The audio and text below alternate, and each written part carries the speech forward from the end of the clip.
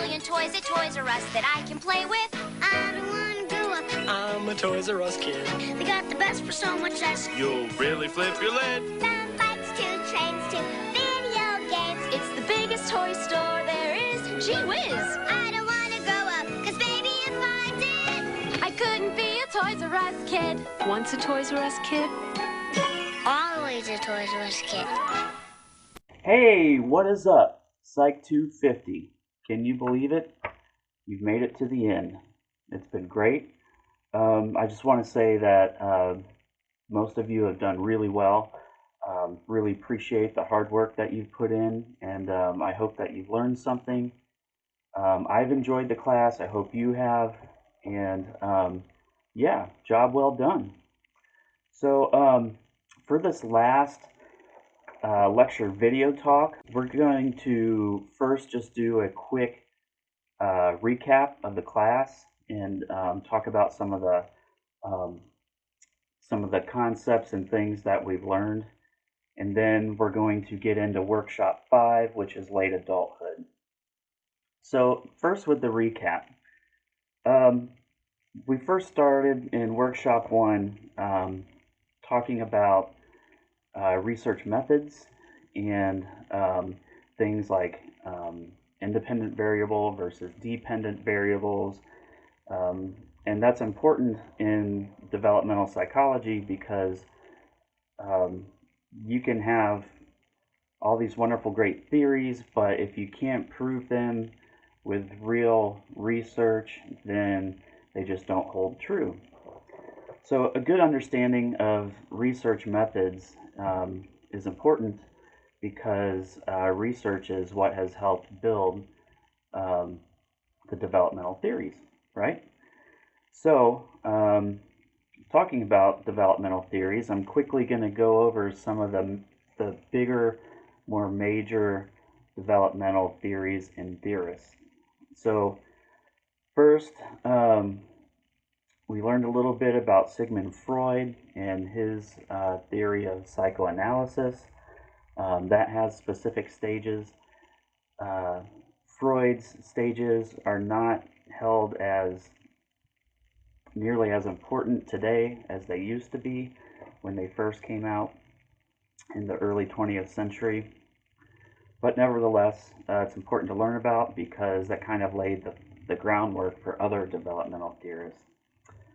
We learned about another psychoanalysis theory of Erik Erikson and his stages of cognitive. Going more into the cognitive was John Piaget, and his theory is very important. His cognitive theory, whereby we develop and grow in our thinking, and remember that there are various ways in which our external environment causes some sort of conflict, and then we sort of intuitively make meaning out of what we learn, and that takes on the various forms, the 5 stages of Piaget. And then we got into Lev Vygotsky, who had his theory of sociocultural development. And Vygotsky is very interesting because he developed his theory in the early 20th century. I think it was like around the 30s and 40s. But Western world didn't learn about Lev Vygotsky because of the divide between the two world superpowers, the West being United States, the East being the Soviet Union. And so the Soviet Union wouldn't let his theories be promoted outside of their country. So Vygotsky's theory was kept under wraps by the communist government of present-day Russia, And it wasn't until the 1990s that we learned about Lev Vygotsky.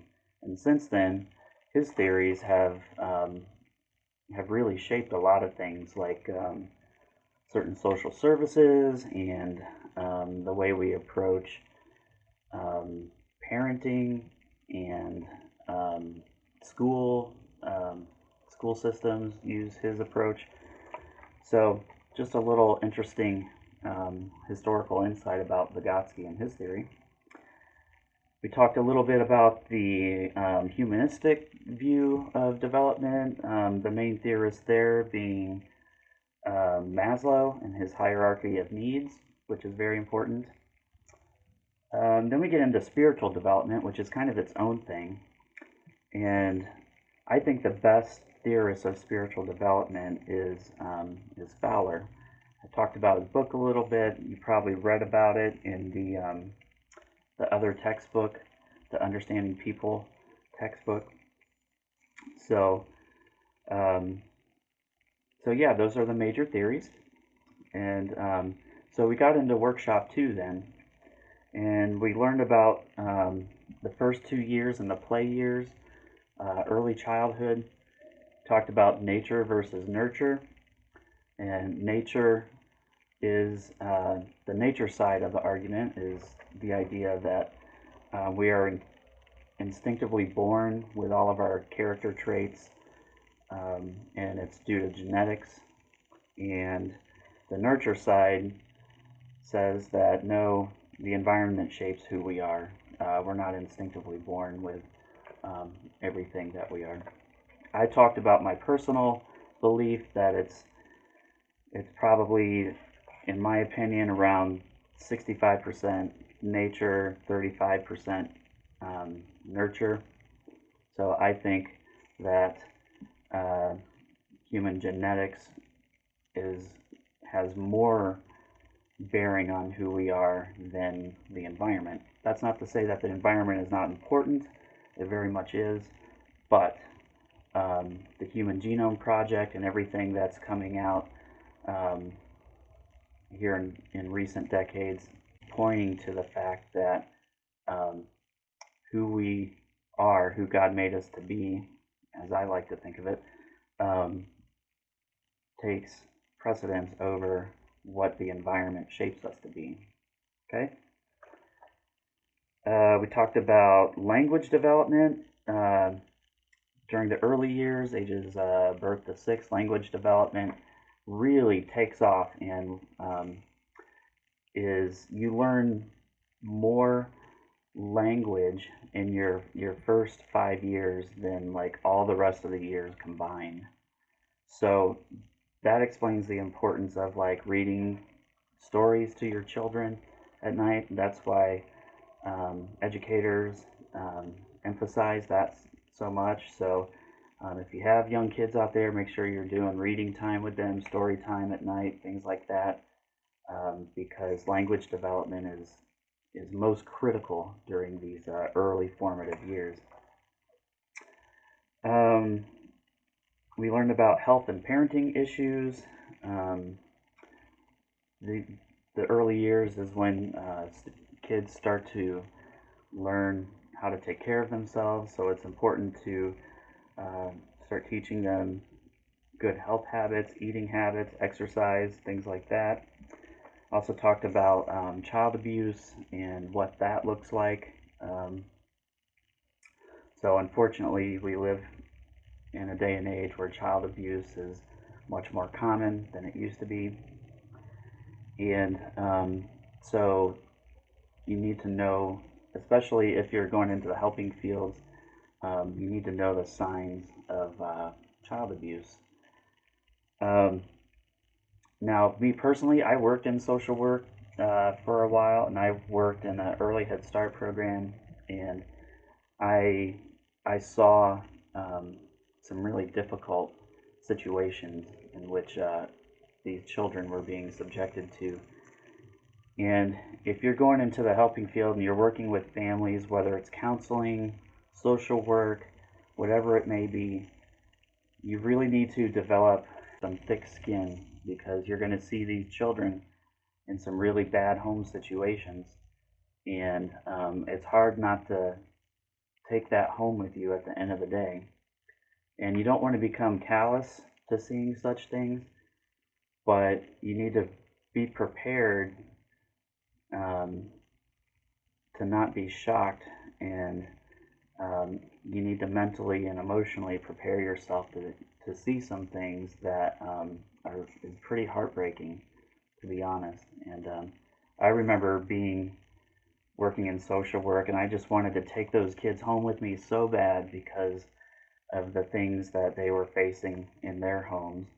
Um, it was just horrible, and all of these kids, you want to sometimes you just want to slap the parents, because of the choices they're making.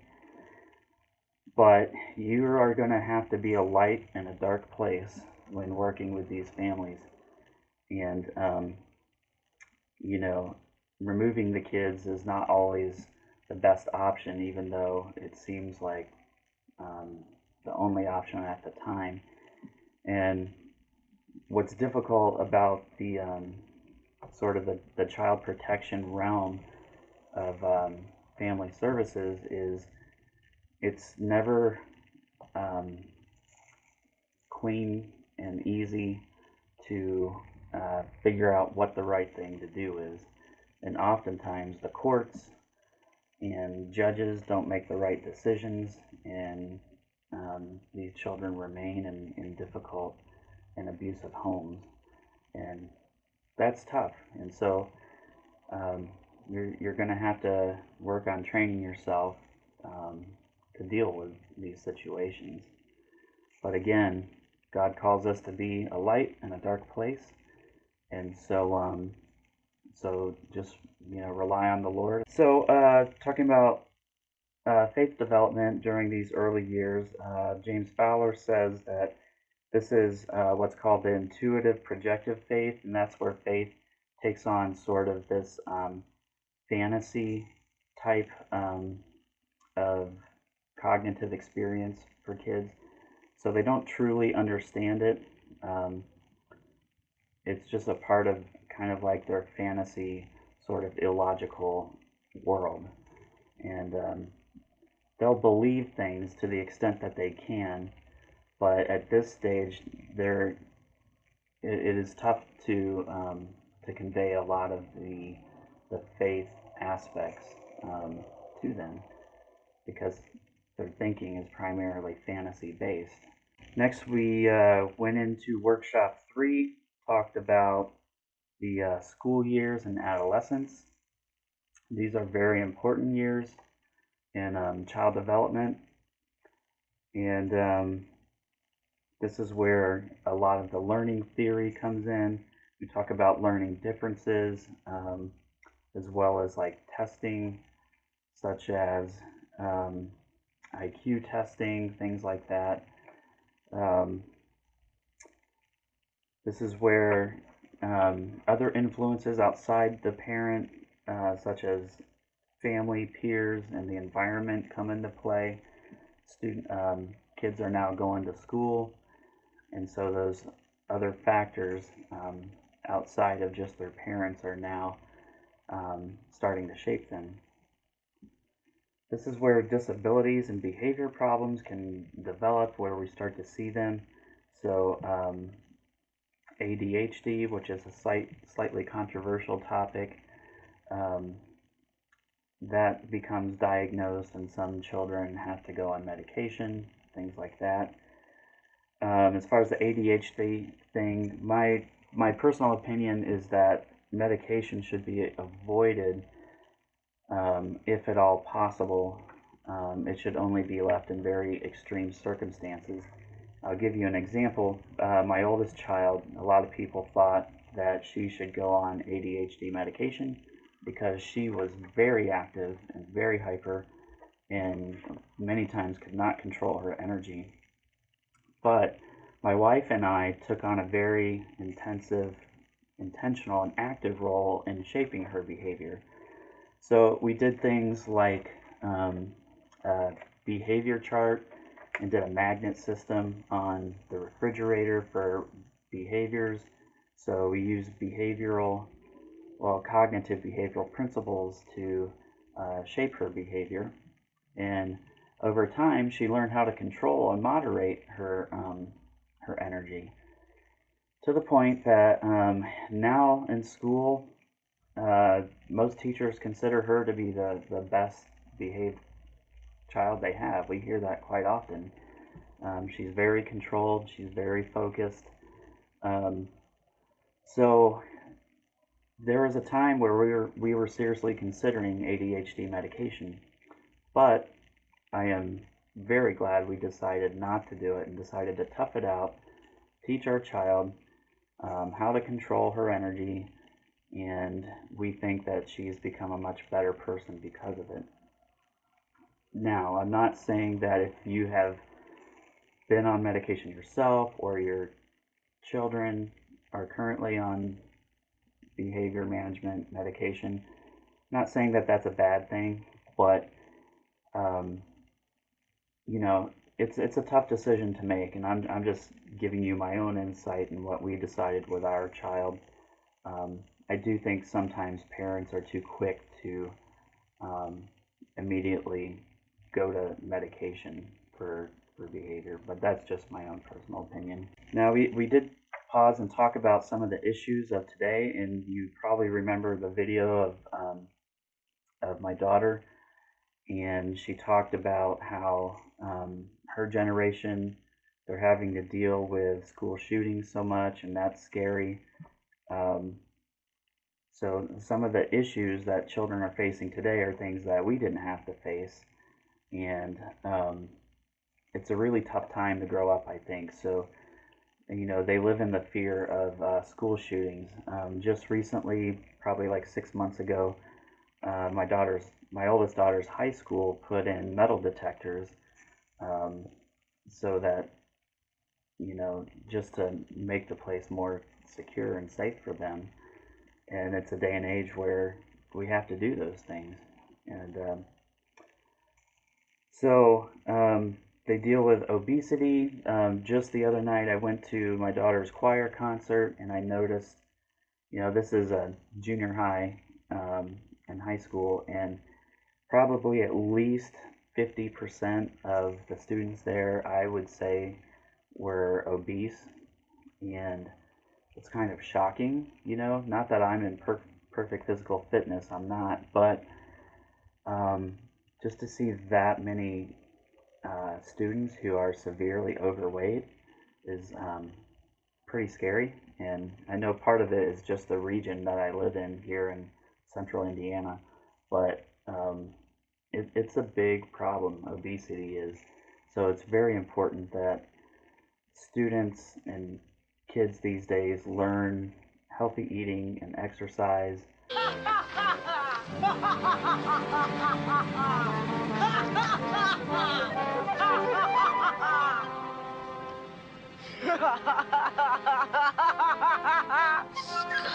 Farkas. Scott Farkas. What a rotten name.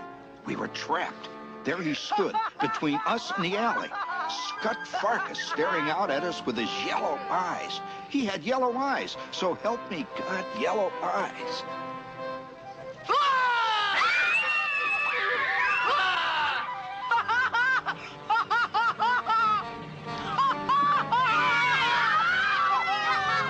Bullying is a big issue. We talked about that a little bit. I am glad that education systems these days have taken an active role in fighting the bullying epidemic. I know I was bullied at various times when I was a kid. It was terrible. And so, I don't know. I don't have any data to back up if bullying has gone up or down, but I do know that most kids these days consider bullying to be a bad thing, and that wasn't the case when I was a kid. And we talked about the difference between Gen Y, today's youth, versus my generation, which was Gen X, or the baby boomer generation. There's a lot of major differences there. Adolescence is where we really start to see a mindset of independence pick up and become important to the child. They become more disconnected from their parents just for natural reasons, and that can be a good thing. It also can be a bad thing if it happens too quickly, and if parents are too lax or just allow their kids to just do whatever they want, that can be a bad thing. I also want to talk about the brain development during adolescence. There's this aspect of brain development called the closure of the prefrontal cortex, and talked a little bit about it in previous videos, but the prefrontal cortex of the brain is the part that's right in front, and it's responsible for the development of reasoning and thought processes, as well as self-control and self-moderation. And that part of the brain doesn't fully develop until a person is in their middle to late 20s. So if adolescents are left to their own devices to be as risky as they want in various behaviors, whether it's substance abuse, sex, just risk-taking in general, they're not able to fully think through the consequences of their actions, and if they go too far, it can cause a lot of damage or even get them killed.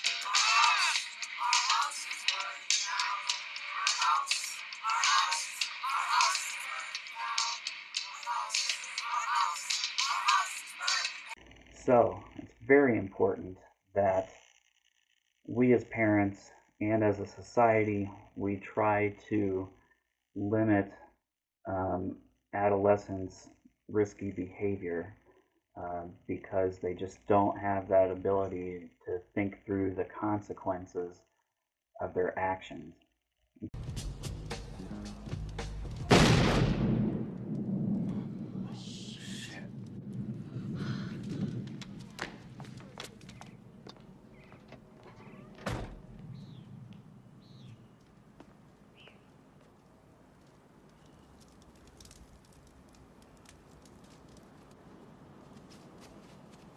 Well, well, well. They certainly are scraping the bottom of the barrel for cheerleaders these days. What are you doing here? We were just driving by, going out for some ice cream. Thought you might like to join us. I said I would be home at 10. It's not even 9. Who said anything about that? I just thought you'd like to join us for some ice cream. Maybe your bug here can join us. We can talk about burying the hatchet. You know what a hatchet is, don't you, Bug? It's an axe? Sort of, yeah. I got one in the car if you'd like to see it. A pass. Fair enough. I like to carry it, you know. You never know when you're gonna need it. You know, a situation may come up, say, for example, someone's been drinking and about to drive a loved one home. Then I like to know I have it. Not to kill, no. Just to maim. Take a little off the shoulder. The elbow. Shave a little meat off the old kneecap. Ooh. You got both kneecaps?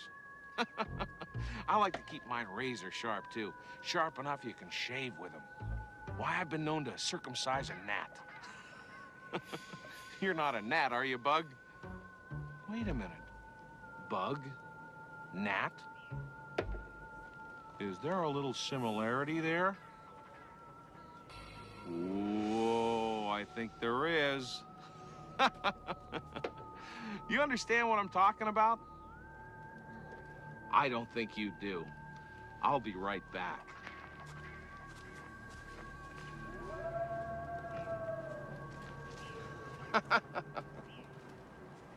I'm sorry. Look, I think you'd better split.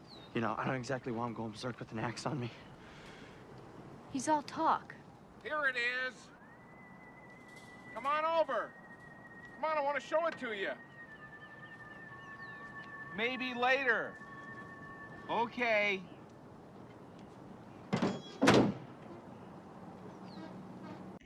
Learning disabilities are diagnosed, and we start to see things like autism emerge. And then in adolescence, and sometimes actually like middle childhood is sometimes where we see substance abuse problems come in, and these kids start using substance. School years, late adolescence, this is the stage of faith, what Fowler calls mythic literal and the synthetic conventional. So the mythic literal is the idea that faith becomes very logical, and it's understanding the sequence of stories in the Bible or whatever it may be. And so there's not much abstract thought to it. It's mostly just logical, and it's just learning the facts, basically. You know, this happened, that happened. Jesus died on the cross. You know, Moses led the Exodus. Noah put the animals on the ark. Not really understanding the full reasoning, the moral reasonings behind these stories, but just understanding the stories themselves. And then during this same age period, we get into the synthetic conventional stage of faith, and that's where they understand the morals of the stories, but it's all based on logic, right? So we shouldn't sin because that hurts other people, and that's just what my parents told me is right and wrong. Not fully going deep into the abstract nature of those morals. So next we get into workshop 4, which is early and middle adulthood. Mr. Robbins. What? Value this time in your life, kids. Because this is the time in your life when you still have your choices. And it goes by so fast. When you're a teenager, you think you can do anything, and you do. Your 20s are a blur. 30s, you raise your family, you make a little money, and you think to yourself, what happened to my 20s? 40s, you grow a little pot belly, you grow another chin. The music starts to get too loud. One of your old girlfriends from high school becomes a grandmother. 50s, you have a minor surgery. You'll call it a procedure, but it's a surgery. 60s, you'll have a major surgery. The music is still loud, but it doesn't matter because you can't hear it anyway. The 70s, you and the wife retire to Fort Lauderdale. Start eating dinner at 2 o'clock in the afternoon. You have lunch around 10, breakfast the night before. Spend most of your time wandering around malls looking for the ultimate soft yogurt and muttering, how come the kids don't call? How come the kids don't call? The 80s, you'll have a major stroke. You end up babbling to some Jamaican nurse who your wife can't stand, but who you call mama. Any questions? And this is where, if you remember, dialectical thinking appears. Dialectical thinking is the ability to understand a complex concept or issue, be able to think through that, the pros and cons, or look at the weight of the evidence and determine if it's true or not. It's also being able to understand complex problems that don't have a completely right or wrong answer, right? It's being able to sort of understand things in the gray areas, right? Again, talking about the prefrontal cortex of the brain, this is the time in the 20s where the prefrontal cortex closes and the person in early adulthood is better able to make good decisions and limit risky behavior. And early adulthood is the start of senescence. If you remember what senescence is, that's where the molecules in the body actually start to shed and break down a little bit, even though you don't see any physical deterioration and someone seems to be at the height of their physical capabilities. Senescence does actually start in the person's 20s. Now there's 3 stages of faith because early and middle adulthood is such a wide range of ages. It's from age 18 to 65, right? And it's where we spend the majority of our life. And so Fowler's stages of faith go from individuative, reflective, to conjunctive faith, to universalizing faith. So it goes from a very logical faith to the idea where someone has to reflect on their faith and sort of make it their own, and they start to doubt their faith even at times. But if they come through that, they then have an even stronger sense of faith, and it's able to propel them into the future. Now, sometimes someone can get stuck on a stage of faith, the conjunctive faith, and they get stuck there, and sometimes they even go back to like the synthetic conventional stage of faith. Very few people actually make it to the conjunctive stage of faith and then into the last stage of faith of universalizing faith, which is the idea that your faith is so much your own, you're not afraid to stand up for your faith, you're willing to completely sacrifice your own needs for others, you accept paradoxes and illogical or abstract type of ideas.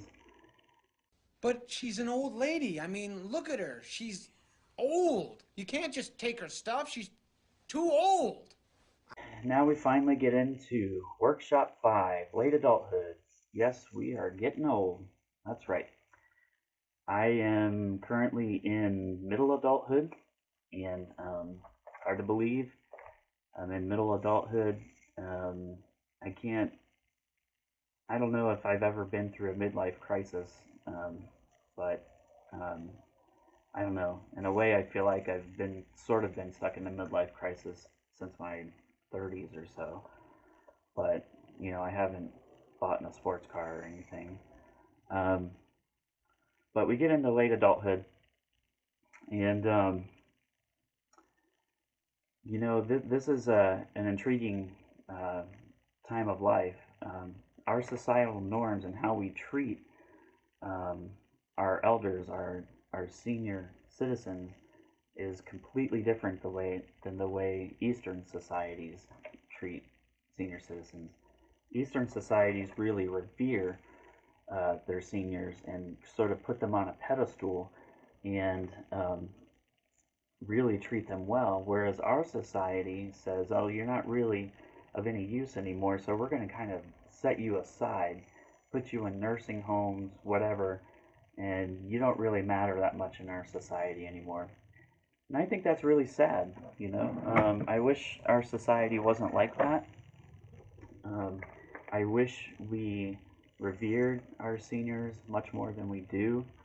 And being that right now in my life, I am seeing this firsthand because I'm caring for my mom who has Alzheimer's disease, and I've had to move her to different nursing homes and things, and I've seen how they treat elderly, and it's just not good. I really think I really wish we had a better system for how we treat our senior citizens. In the meantime, just stay here and have some fun. I will, dear. Don't worry. Oh, pardon me, but it's nap time. All right, Nat, that sounds nice. You go on. I love you. I love you too, darling. Okay, bye. Goodbye. Hey, buddy, I want you to do me a favor. You see that lady? She's very important to me, okay? Okay. So, I want you to take extra special care of her.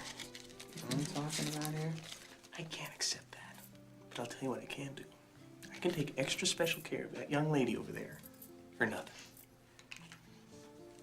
Okay, I appreciate that. Have a nice afternoon. Well, sir, could I trouble you for a glass of warm milk? It helps put me to sleep. You could trouble me for a warm glass of shut the hell up. Now you will go to sleep, or I will put you to sleep. Check out the name tag. You're in my world now, Grandma. Oh, dear. But it all comes down to culture, and our culture, for many centuries, has just revered youth and young people, and really disparaged senior citizens and our elderly. So that's unfortunate. A big issue during this time is bodily functions and the loss of mobility, and not being able to move that well like you used to. You have to work a lot more to stay healthy, and just our bodies just don't do what they used to do. You know, eyesight starts to go, hearing, so on and so forth. And at this time is when senescence really starts to pick up and become its strongest, unfortunately. Now, everybody gets more forgetful as they get older, but unfortunately, a significant portion of our seniors come down with Alzheimer's disease. I'm seeing it firsthand with my mother, and it's just really sad. There is a new medication that's coming out on the market that is that'll be coming out in the market in the next 5 to 10 years, that is believed to be a possible cure for Alzheimer's. So I'm really excited about that. But yeah, Alzheimer's is a really big issue, and you know, it's really tough to deal with. But there are support groups out there, and if you think you're at risk or your family member is at risk of getting Alzheimer's, I encourage you to read up on it and get yourself prepared now, as much as you can. So we got to talk about, in late adulthood, retirement, which is a big step as far as our life trajectory. And retirement can be a very happy occasion, but it can also be a very traumatic and sad occasion. And it's tough for people to sort of hang up their hat after years of work and being productive. And some people it's harder than others. And so it just kind of depends on your personality and the type of work you do, as well as how prepared you are for retirement. So I just encourage you, as far as finances go, if you're not already preparing for retirement, go ahead and start saving your money so that you can retire with dignity, because like my mother, who doesn't have any money, she's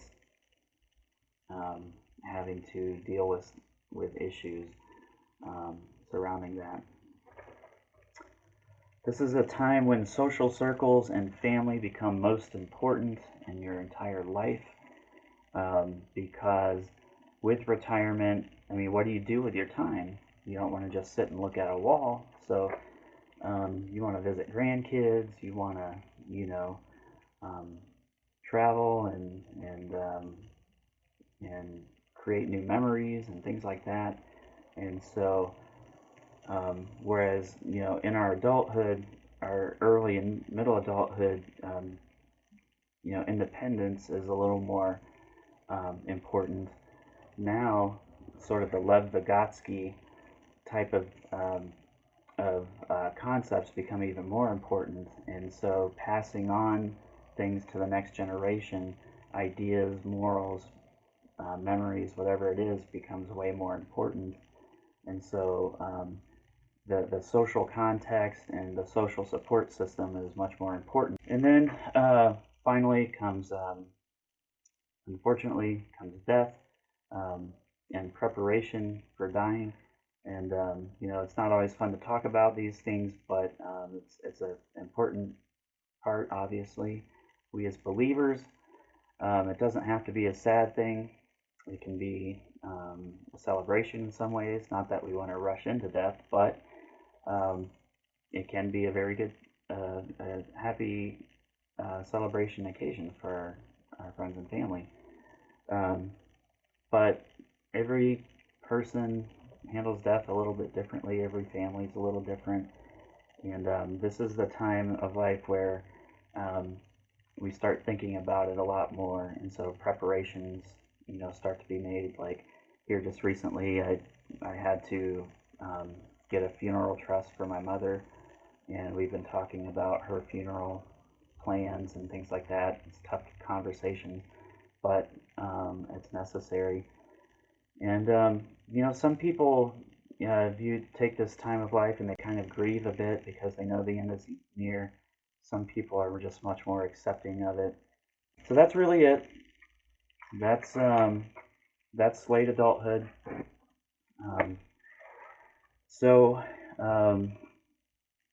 Yeah, thank you for a great class. Really appreciate it. I'm very blessed to have been your teacher. Okay, lastly, I want to leave you with a little scripture to help send you on your way. The first one I want to do is, this is what Moses gives to, the blessing that Moses gives to the Israelites before he dies. And he says to them, may the Lord bless you, watch and guard you and keep you. May the Lord make his face shine upon you and enlighten you, to be gracious, kind, merciful, and giving favor to you. May the Lord lift up his approving countenance upon you and give you peace, tranquility of heart, and life continually. And that's the Amplified version. And then I just want to also point to Jeremiah 29:11, and to paraphrase that, it says, I will give you hope and a future. And those are our promises that God gives us. And so I encourage you on your academic and professional journey to stay close to the Lord, because he will give you hope and a future, and he will make his grace and his light shine upon you.